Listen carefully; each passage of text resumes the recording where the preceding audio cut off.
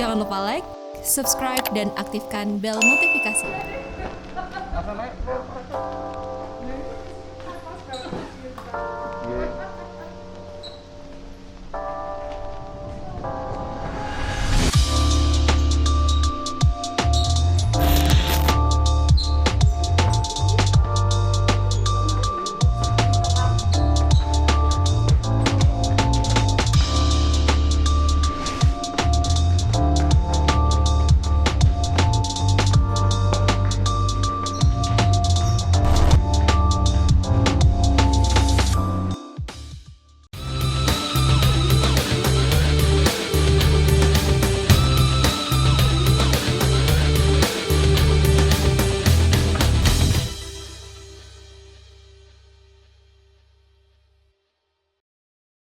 Assalamualaikum warahmatullahi wabarakatuh. Hamdan wa syukranillah, salatu wassalamu ala rasulillah Sayyidina Maulana Muhammad ibni Abdillah, wala hawla wala quwata illa billah, amma ba'd. Kita awali kajian kita sore hari ini dengan membaca suratul Fatihah. Mudah-mudahan semua yang hadir senantiasa dijaga oleh Allah Subhanahu wa taala. Ala hadiniyah wa ala kulli niyatin shalih wa liqada'inal qabul. Al-Fatihah. Bismillahirrahmanirrahim. Ar-Rahmanir-Rahim. Maliki yaumiddin. Ihdinas shiratal mustaqim.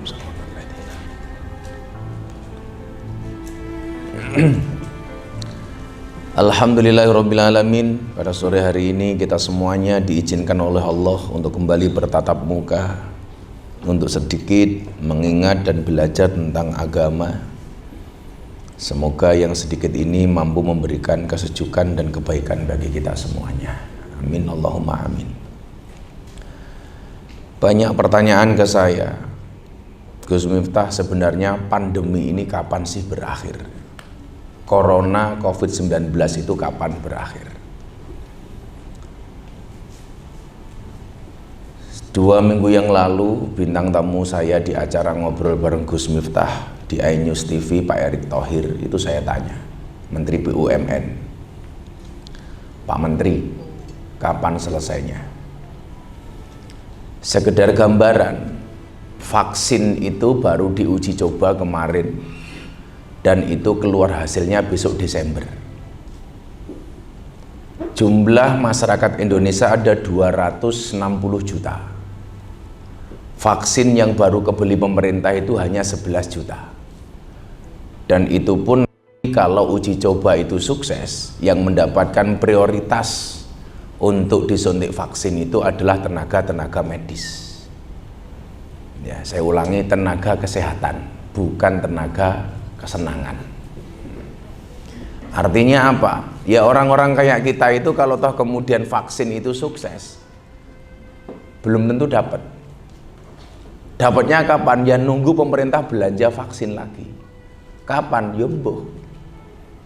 Mungkin ya dapatnya nanti mata uang Jepang, yen. Yen nono ya dikasih, yen rono ya tetap merongos. Tapi dalam kondisi seperti ini harusnya tetap bersabar. Maka jika kamu belum sukses, ya sabar, berusaha, berdiri, dan sabarlah. Kenapa? Karena sesuatu yang besar itu dulunya juga kecil, kata Maerot. Jadi hari ini yang bisa kita lakukan apa? Yang pertama, minta saja perlindungan sama Allah. Kalau kamu dilindungi sama manusia, belum tentu manusia itu akan memberikan perlindungan kepada kamu. Contoh begini, sekarang itu kalau kita nyimpan duit di bank, itu ada lembaga namanya LPS, Lembaga Penjamin Simpanan. Bukan LPC, Lembaga Penjamin LC, tapi Lembaga Penjamin Simpanan. Artinya apa? Kalau ada apa-apa dengan uang kita yang kita simpan di bank, itu nanti akan ada semacam asuransi, insurance, bahwa uang kita nanti dianggap aman. Iki laler keple apa ya jan. Apa ngaji kok diberhubung laler ya. Mambu matamu, mambu ngawur. Mambu ki namu ya mambu. Mosok bathukku mambu. Sing mambu ki punyamu, Mbak. Saya dulu pernah ditanya, Gus, kalau orang gemuk, cewek gemuk, itu alat bantu seksnya apa? Laler. Iya laler. Jadi dideloke lalere menceloke ning ndi, oh berarti kuwi barange. Kan angel wong lemu. Nerake tok. Jadi iki mau ngomong apa toh? Ya saurunge laler kok goblok meneh. LPS. Jadi kalau kita dijamin oleh manusia, belum tentu penjamin itu bisa menyelamatkan kita. Nyatanya sekian banyak rekening yang bobol, uang yang hilang walaupun sudah disimpan di bank. Bahkan beberapa kasus orang investasi dalam bentuk deposito tidak bisa dicairkan. Saya punya kawan di salah satu bank itu ada deposito 70 miliar, baru cair 1 miliar, yang lain nggak bisa dicairkan. Artinya apa? Kalau penjagaan dari manusia tidak seutuhnya akan menyelamatkan kita. Apalagi awak mau dihapusi karo om-om gadun-gadun, alah serana jaminan. Ketemu ning Rom, alah dek wiki ayu-ayu kok kerja ning kene, mbok melu om wae. Om ki arep entuk, wah mukanya lebih manis dibandingkan madu. Tapi bar 3 bulan dijalui om transferan, wah raine luwih kejam daripada Israel. Makanya begitu 3 bulan tamune bosen, telepon Mbak Titik meneh, Mbak aku balik kerja meneh yo. Wonge ya teko iki. Ya cangkeme maskeran. Artinya apa? Sebaik-baik penjaga itu hanya Allah. Fallahu khairun hafidho. Bahwa dia Allah adalah sebaik-baik penjaga. Maka di saat seperti ini yang mampu menjaga kita itu ya hanya Allah. Di saat hari ini semuanya serba susah, semuanya serba kesulitan. Nggak ada hari ini orang yang tidak merasakan dampak dari pandemi ini. Untung saja kamu itu sudah bekerja, yang di Jakarta belum bisa kerja. Karena di Jakarta itu PSBB ketat. PSBB ketat. Dan di Rum itu banyak terjadi PSBB. Begitu ketemu tamu lawas PSBB, perasaan sing bien-bien. Tapi ketika kemudian kita percaya dengan keakbaran Allah, nggak ada satu masalah pun yang tidak bisa diselesaikan oleh Allah. Maka hari ini mohon maaf, bagi orang yang tidak punya iman, keadaan ini berat. Tapi bagi orang yang punya iman, ya biasa-biasa saja. Karena ini mekanismenya Allah. Mau seperti ini sampai kapanpun, kalau kemudian kita punya Allah, ya kita santai saja itu. Yo ngentok kok keri mbadok karo mlaku ya Allah. Kaya ngono ya urip to lele.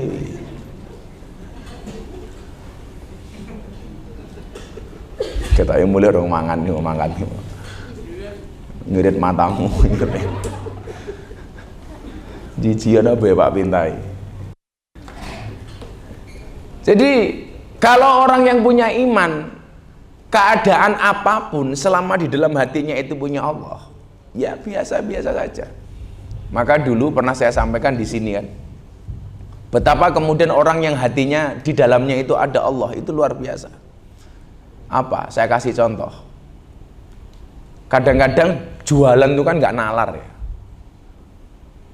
Kalau sekarang yang rame kan itu janda bolong. Ya, tanaman janda bolong itu lagi hit. Kemarin istri saya ditawari harga 75 juta. Istri saya bilang, "Bah, ada kembang bagus, janda bolong 75 juta. Nganti mau tuku tak buanting pote aku." Enggak nalar itu loh. Ke opo kayak lompong 75 juta iki lah ya ora. Ya sesuatu yang enggak nalar tuh kadang-kadang malah viral tuh loh. Oh, dading. Oh, tarik, sis. Hati-hati, mbak-mbak di hadapan tamu itu seperti itu, mbak. Kemarin odading, hari ini semangka. Kemarin penting, besok tidak dianggap siapa-siapa. Mudah. Saya ini seksi, wow. Setahun karo tamu, weh. Dulu sebelum ini semuanya rame, ada rame-ramenya batu, bacan dan lain sebagainya. Saya ada pameran batu, lihat pameran batu di Taman Mini Indonesia Indah. Ada satu batu, di dalamnya itu ada tulisan Allah. Waktu itu dilelang. Kamu tahu nduk, harganya berapa? Laku 7 miliar. Benda mati yang di dalamnya ada Allah, harganya 7 miliar. Kalian kebayang nggak? Kalau benda mati saja di dalamnya ada kalimat Allah, harganya 7 miliar. Bagaimana hatimu ketika di dalamnya ada Allah? Harganya berapa? Lebih dari 7 miliar. Makanya manusia itu harganya bukan di wajah, harganya bukan di fisik, harganya bukan di body, tetapi di mana? Di hati. Kenapa kok hati itu mahal? Karena di dalamnya ada nama Tuhan. Maka dikatakan qalbun mukmin baitullah. Hatinya orang mukmin itu adalah rumahnya Allah. Artinya apa? Kalau hari ini dengan kondisi seperti ini, hatimu kok rasanya nggak nyaman terus, galau terus, bermasalah terus, gimana? Berarti salah dengan hatimu. Dalam bahasa lebih sederhana apa? Berarti Allah nggak nyaman, berarti hatimu nggak nyaman ketika ada Allah di dalamnya. Saya kita keren hatimu. Kok kamu punya masalah, galaunya berlebih. Apapun masalahmu, nggak usah corona ya.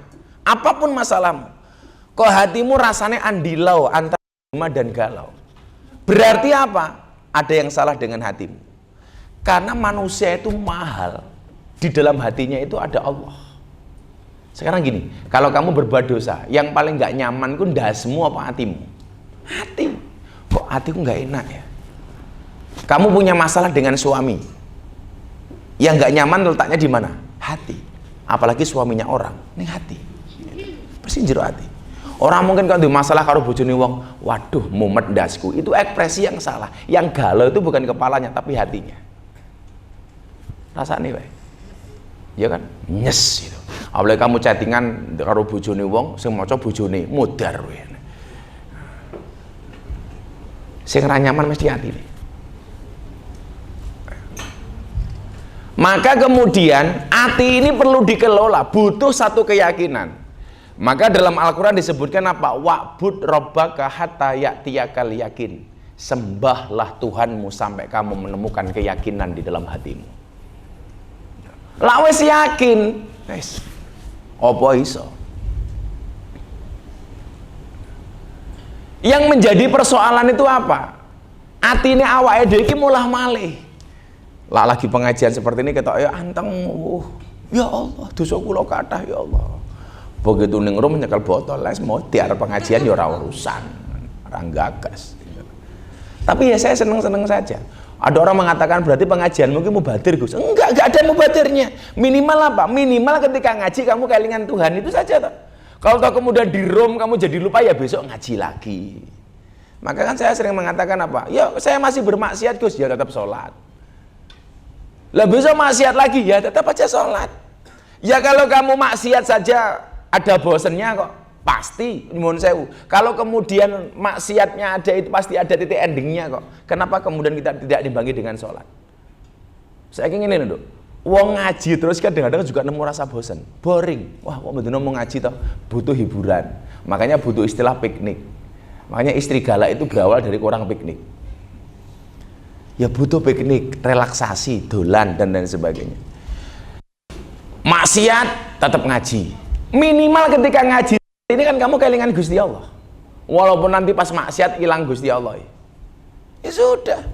Terus saja maksiat, sholat, maksiat, ngaji, maksiat.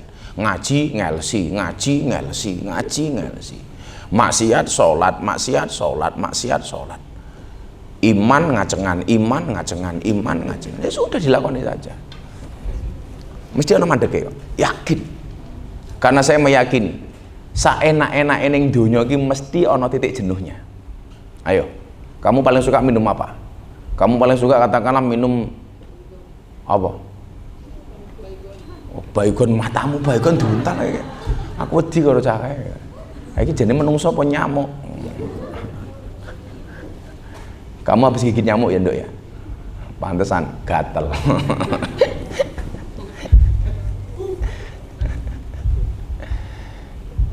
Kamu katakanlah suka minum teh kuilai. Saenak-enake kowe ngombe mesti ana bosene, Nduk. Kamu suka minum Jack D. Alah, mbok oke minum. Pasti ada bosennya. Enggak mungkin. Saya tuh ya minuman saya paling nyaman ya saya minum kayak gini. Jeruk tanpa gula. Saoke-oke wetengku ngombe iki ya rampung dadal kok. Enggak ada. Mangan sate saenak-enake bocah-bocah mburu iki mangan sate. Tusuk pertama enak, tusuk ke-20 sudah enggak enak. Lihat tenan, mesti ana bosene. Saenak-enake kelon, ayo kowe. Ping pisan enak. Ping pindho rada enak. Ping 10 potol manukmu, tetep ra enak. Ayo kowe sing lanang-lanang codot itu ngono. Tetep ana bosene. Enggak mungkin, enggak. Kesenangan di dunia itu terbatas. Terbatas. Akan ada titik jenuhnya. Termasuk maksiat, wis. Pasti akan ada endingnya. Lah menuju ending itu loh, bagaimana kemudian persiapannya? Maka saya paling benci kalau ditanya, Gus, kiamat datangnya kapan? Karena penting kamu tahu kiamat itu datangnya kapan. Yang paling penting itu adalah persiapanmu menghadapi kiamat ki opo. Wong ra duwe persiapan dadak takon kiamat tekone kapan. Mula teko mak pedunduk malah medasmu, waduh wis teko to. Ya persiapan saja. Maka disitulah kemudian kita minta Allah sebagai pelindung. Bagaimana caranya supaya Allah melindungi kita? Ya adanya kecintaan kita kepada Allah. Maka dikatakan apa? Idza ahabba 'abdi liqa'i fa ahbabtu liqa'ahu. Ketika seorang hamba itu senang ketemu dengan aku senang ketemu dengan hambaku. Kowe ngaji ngene iki mau niati ketemu karo Gusti Allah, Allah senang ketemu karo awakmu. Tapi ya awakmu iki ngaji dolanan HP, ya Allah merasa kamu duakan. Allah hanya diduakan dengan HP. Jadi ketika seorang hamba itu cinta ketemu dengan aku cinta ketemu dengan hambaku. Lah bentuk rasa cinta kita itu macam-macam. Ya melalui sholat, melalui ngaji, melalui sedekah, ngopeni anak yatim. Itu bentuk-bentuk cinta kita kepada Allah. Kamu punya istri yang ngopeni bojomu. Kamu punya suami yang menghormati suamimu. Itu bagian dari cinta kepada Allah. Kamu punya anak yang ngopeni anakmu. Wong lanang iki kira-kira karo bojone karo anake lho sayang ndi? Le biasa nih. Suami itu lebih sayang anak apa sayang istri? Anak. Suami itu di jalan lihat anak kecil sing diling-iling sapa? Anaknya di rumah. Tapi kok di jalan lihat LC lupa dengan istrinya di rumah. Ya tenan. Pulang ke rumah lihat anaknya katoke mlotrok, dibenerke. Masuk kamar lihat istrinya celananya bener, diplotrok kan kurang ajar.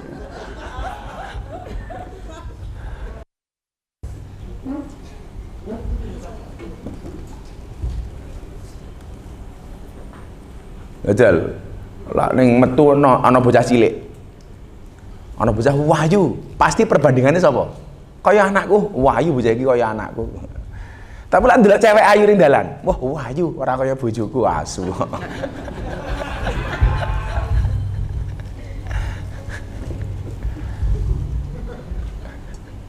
Biasanya sih gitu kan. Lanang. Tapi ingat, cowok di mata cewek itu seperti gula di dalam kopi.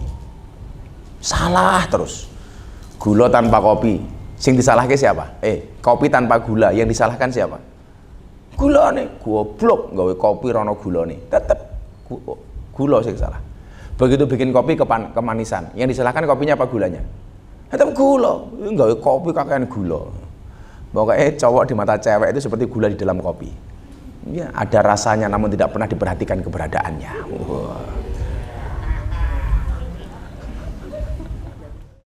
Makanya kenapa tempat seperti namanya dunia hiburan? Karena mereka menghibur diri, Kenapa? Karena susah. Maka selalu saya mengatakan orang yang masuk klub malam itu pasti orang susah.